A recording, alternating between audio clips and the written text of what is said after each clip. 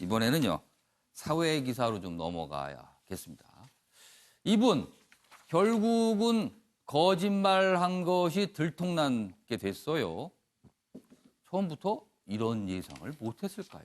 여기 기사 있습니다. 이쪽에 있군요. 조선일보 기사입니다.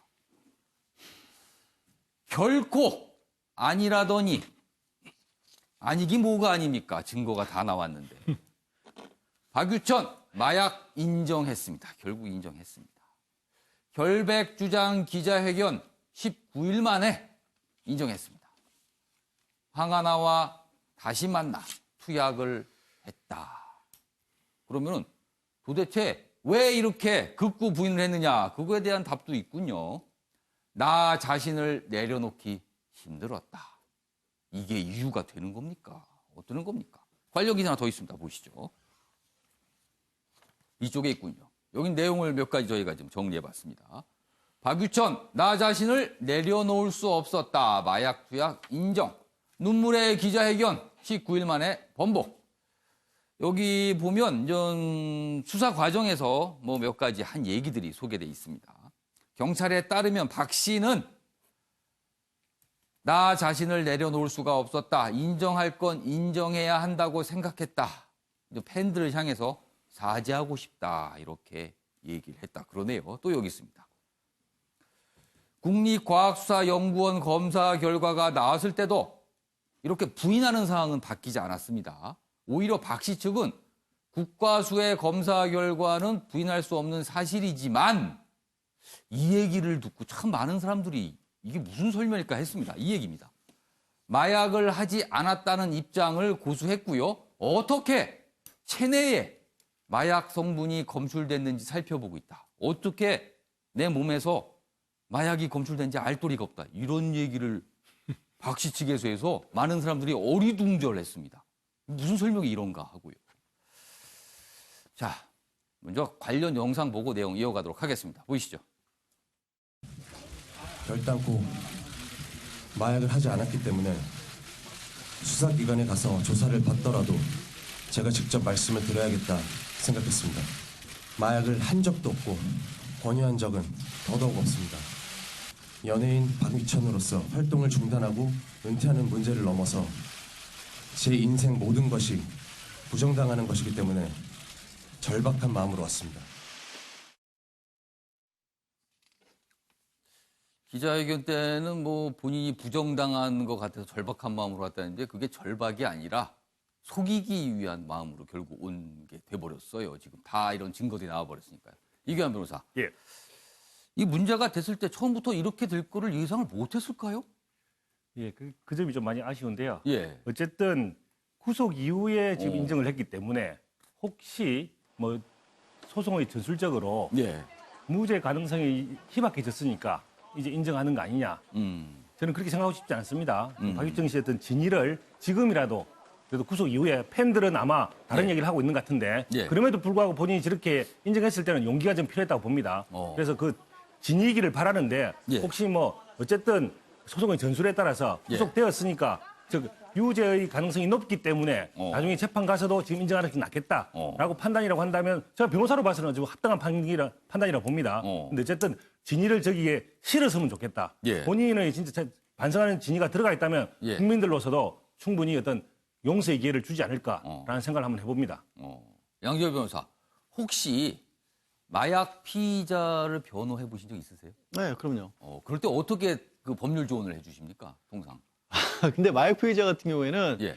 사실 이제 이른바 양형 사유, 양형에 참작할 만한 사유라고 하죠. 좀 딱한 사정이 있다라든가 이 사람이 뭐 사업 실패로 어려움을 겪고 있었다든가. 그러니까 좀 사정이 개인적으로 저 같은 경우는 있었다. 아주 극단적인 경우도 있었어요. 저는 정말 이게 갑자기 말씀드리자면 예.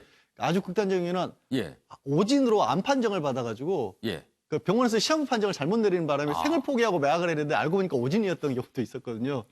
시한부 판정을 받았는데 그 기간 동안 마약을 예, 그러니까 그런 극단적인 그런 사정들 이렇게 제가 왜 이런 말씀을 드리냐면 예. 그거 말고는 할 게 없어요, 사실은. 그러니까 특별하게 몸에서 증거가 나와 버리는데 그렇죠. 이거 범죄를 부인할 수도 없고 다툴 수도 없지 근데 않습니까? 이 사안에서는요, 왜 부인을 했을까라는 부분이 참 궁금해요. 그러니까 지금 이 아까 19일 전에 했던 기자회견을 보면 예. 제 자신을 다 부인당하는 것 같아서 두려워. 만들었다는 얘기에 저는 힌트가 되는데 예. 사실 박유철 씨 같은 경우는 이제 성폭행 의혹으로부터 벗어난 지 얼마 되지 않았어요. 어. 관련 민사소송도 아직도 진행 중이에요. 예. 그러니까 연예인으로서 완전히 끝날 줄 알았다 정말 기사회생을 예. 해서 다시 복귀할 준비라고 했던 지금 시점이었거든요. 어. 뮤직비디오 새로 찍고 이러면서 예. 그렇기 때문에 그런 부분에서 어떻게든 한번 찾아보려고 했던 안타까운 마음까지는 있을 수 있는데 저는 근데 이게 예. 사실 이걸 가지고 동정을 하기에는 예. 저 말을 했었을 때 예. 염색도 하고 제모도 하고 피하려는 온갖 것들을 다 해가면서 저걸 그러니까 했단 말이에요. 경찰에 조사를 받으는데 참 얘기가 많았어요. 그래서요. 그렇습니다. 그러니까 결국에는 예. 뭐 어떻게 보면 그냥 안타까운 마음이라고 동정을 하고 이게 예. 좀 딱하다는 마음을 보기에는 그동안 행태가 예. 별로 그렇게 온당해 보이지가 않는 거죠. 처음부터 아예 시인을 한 경우하고 이렇게 부인을 하다가 증거를 들이댔을 때 시인한 경우에는 재판에 기소돼 재판에 갔을 때 좀 달라집니까 상황이? 사실은 구속 안 됐을 수도 있어요. 오. 초범이고 처음에 어쨌든 시인을 했으면. 아. 얼마 전에 이제 하일 씨 같은 경우 방송인 로버탄이라 예. 가지고 우리 이름 하일 씨 같은 경우도 마약 초범이었으니까 이분 구속 안 됐잖아요. 예. 구속까지 된 뒤에야 본인이 시인한 건 사실은 늦은 패착이죠. 개인 입장에서는 결단코 아니라고 하다가 일이 더 복잡하게 돼버린 상황이 돼버렸군요. 알겠습니다. 자 이번에는요. 또 연예인입니다. 승리 씨 얘기 좀 해보죠. 여기 있습니다. 한국일보예요. 승리 이번 주 영장.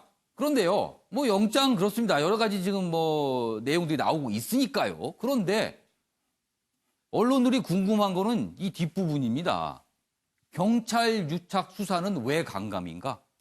뭐가 나오는 게 없는 것 같아요, 지금요. 여기 보시죠. 버닝썬 스캔들 수사 석 달째인데 뭐 팔라완 파티 등 뭐 성매매 알선 혐의, 뭐 돈 흐름 추적계 혐의 대부분 입증했다 그러네요. 이 기사에 따르면 대부분 입증했다. 그런데 뇌물수수 등 유착 경찰 11명 가운데 혐의 확정된 경찰은 아직 없다. 이걸 보고 일각에서는 이건 뭐지? 제 식구 감싸기인가? 뭐 이런 뒷말이 나온다고 합니다. 함희수 교수님. 예. 오, 진짜 없어서 안 나오는 걸까요? 있는데 이게 감감인 걸까요? 기사에도 있으면 제 식구 감싸기 아니냐는 의혹들이 예. 충분히 나올 수 있는 상황이라고 봅니다. 예. 3개월이 됐고 예. 그동안 저희들이 온 국민들이 관심을 갖고 했던 거는 예. 이른바 경찰총장이란 말이 나오지 않습니까? 예. 그러면서 비호, 예. 이른바 유착을 넘어서는 어. 비호 세력이 있지 않겠느냐. 예. 또 총경급이 실제로 예. 유모 총경이 등장을 했고요. 근데 거기에 대한 수사가 지금 거의 안 이루어졌고요. 지금까지 보면은 이른바 대중의 호기심을 자극하는 정준영 씨의 단체 카톡방 예. 그 수사에 집중한 느낌이에요. 경찰이 물론 그렇게는 하지 않았겠습니다만은 거기에다가 지금 승리 씨나 예. 유모 대표의 성매매 의혹 이런 데에만 지금 집중된 느낌이고 예.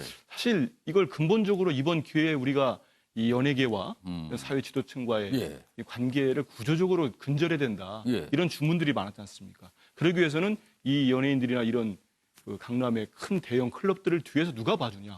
이런 비호나 유책 세력에 대한 수사. 두 번째는 좀 전에 나왔으면 마약. 예.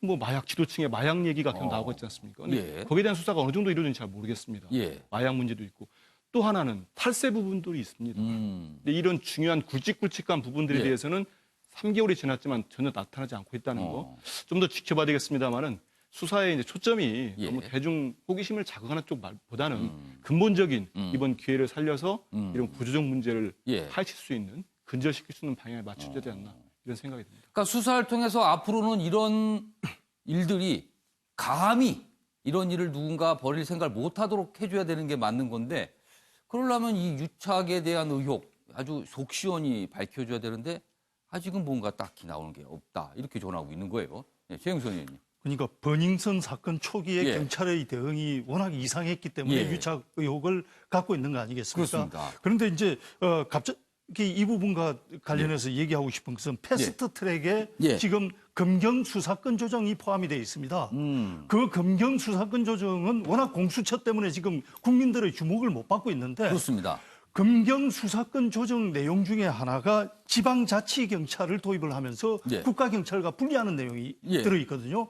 그러면은 지방자치경찰이 과연 우리의 그 형님 아우하는 문화에 맞는 것인가? 지방의 토호 세력과 이 지방자치경찰이 그 유착할 가능성은 없는가? 혹시라도 또 그러는 거 아닌가? 네, 이런 부분에 대해서 상당히 많은 걱정이 있는데 예. 지금 공수처만 너무 조명을 받다 보니까 이런 지방자치 경찰의 어떤 예. 그 오작동 가능성에 예. 대해서는 주목받지 못하고 있다. 이 부분에 대해서도 좀 많은 토론이 앞으로 계속해서 남아있는 패스트 트랙 기간 동안에 예. 이루어져야 된다 이렇게 봅니다. 그렇겠죠. 이거는 아마 꼭 정치권이 아니라도 이제 외부에서 이런 문제 지적을 할 겁니다. 검경 수사권 조정과 관련된 내용 중에서 이런 거는 문제가 있는 거 아니야. 지금 이런 유착 의혹이 벌어지고 있는데 과연 그대로 가는 게 맞는 것인가? 이런 지적 아마 계속 나올 듯.